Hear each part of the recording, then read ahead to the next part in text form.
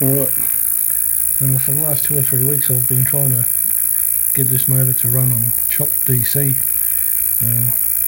by integrating the joule thief with the pulse motor timing, using the bifilar drive coil there as the joule thief coils, but I kept having trouble.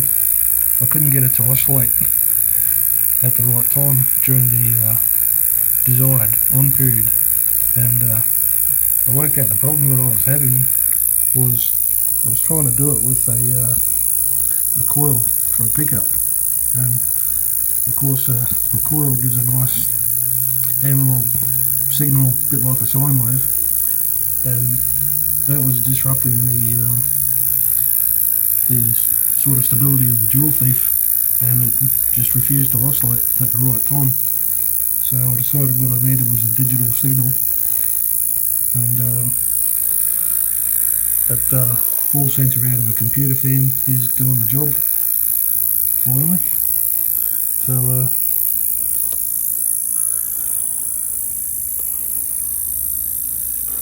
that's actually saying 45 milliamps is the power we have to supply to the circuit from the pod pack for the power supply, and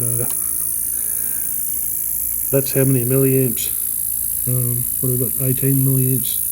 It's recovering from the collapsing field spikes and recycling into the next hit.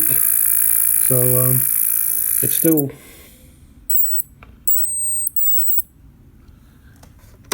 still burning 17. Sorry, it's still burning 17 milliamps at idle. So bear with me while I go through some sums. We're supplying 45 milliamps to the circuit. It's recovering 18 milliamps. So there's 63 milliamps going through the transistor, losing the 17 milliamps with the little hall sensor there. So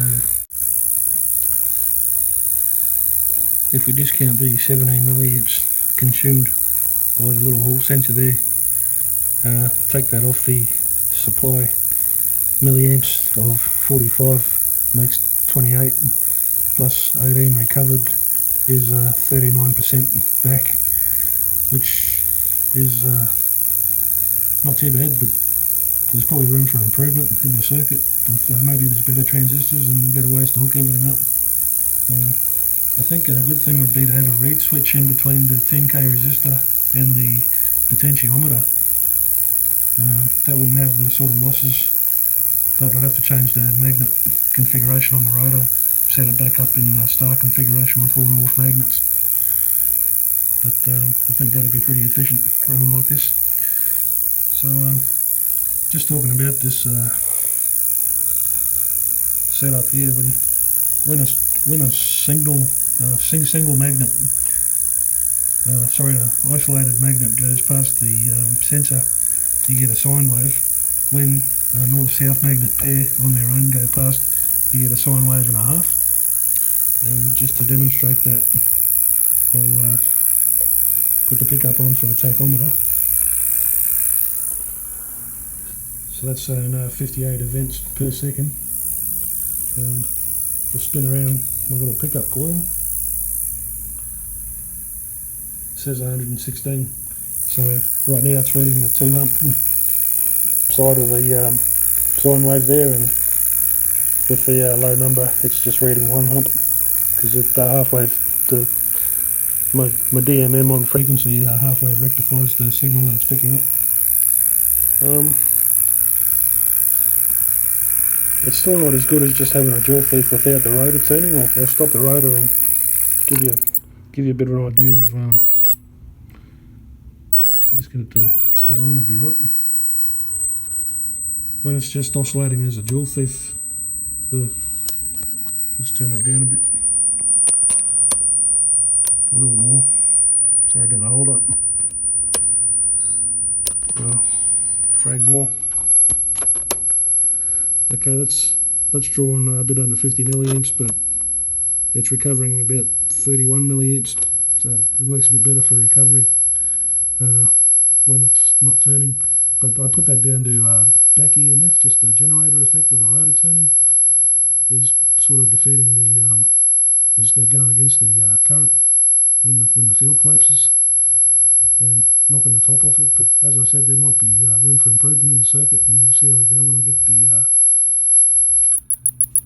read switch going. So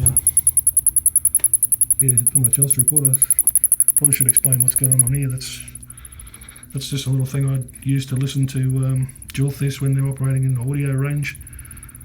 It's got a built-in transformer and a little piezo tweeter, and it's good for monitoring. I can tell straight away if the joule thief's working properly, and that's about it. I'll get my thumb out of the way of the camera.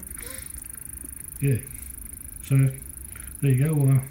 I'll get a read switch onto it and make another video. Should be slightly better results, hopefully. Thanks for watching.